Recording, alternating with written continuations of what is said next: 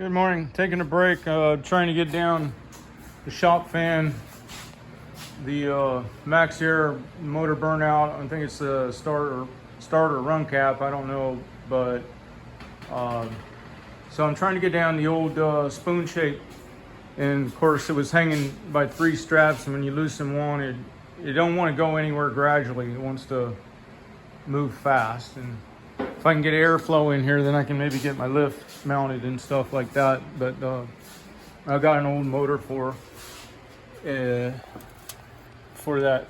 fan and put it in the shop to get by until I can get the new capacitor for that one.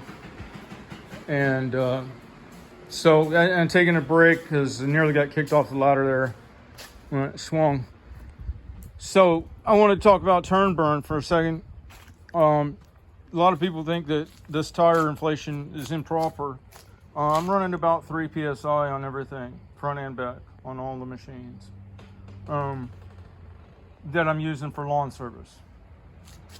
If it's something's got a hitch on it and I use for pulling concrete mixer, or running a grater blade or something like that, then I may run higher pressure. Or if it's got the cradle on the back to hold the pressure washer, which is none of these machines that you're seeing here. These are strictly lawnmower, high performance lawn mowing. That's all. So these are the taller tires, the 15s on the front, the 26s or whatever on the back. Running about 3 psi. And the reason that one looks flat is because that's a high point, the way this mower is sitting right now on the ground. And by it being able to squash like that, it keeps traction and weight on the tires that you want traction and weight on. If it was overly inflated, it would be pitching that side of the mower up and taking traction off of this right rear. And if you just driven into a corner of a fencing area or something and you needed to come out of that situation by rolling that tire, you'd have a little trouble because it would have no weight. And that's how you get turn burn a lot of times. And another factor with being able to run the lower inflation, you can see this one's taking up some of the ground unevenness by squashing, just like that one is over there. So that kind of works to my favor. Plus, when you've got certain physics of the rubber composition of the sidewall of the tire that you have to overcome. That's why I'm having to get so low on my pressure. As I've taken weight off of these machines, I have then had to make adjustments. And you should not modify your machines, but as I've taken weight off, then you have to lower pressure. I thought I was at low pressure at 6 psi. And when I started getting enough weight off of the machines, then that felt rock hard again. So I had to come down even more on the pressure.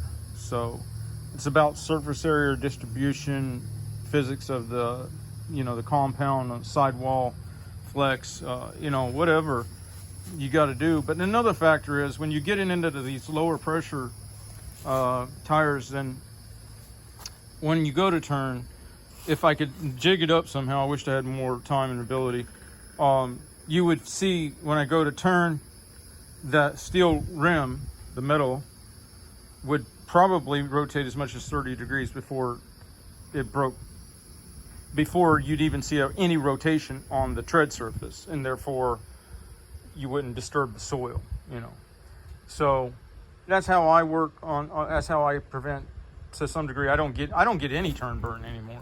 Never. And then of course when I go to launch after doing a 3-point or something, I've noticed when I had the camera on angle right, you'd see these sidewalls wrinkle up kind of like a drag sled. And then the overall of it is that I get a nice dead level top cut on the lawn generally. You got to watch, of course, when you got a steep hill and you don't want to lean it and have the compression of the tire on one side and then cause a little stripe, or something like that. And you got to watch how you hit the valleys, where I would never try to hit the valley with this side, because with the overhang, then it's going to go in deep. Whereas this side being flush, That's my valley side, you know. And even then, when I'm doing a valley, and you guys probably know this, I'm lifting sky high, because once you put a crease line in, you can't take it out. You can try. Best thing you do is feather it out with the weed eater, but trying to make more passes and try to take it out, you ain't never going to take out a crease line in the valley.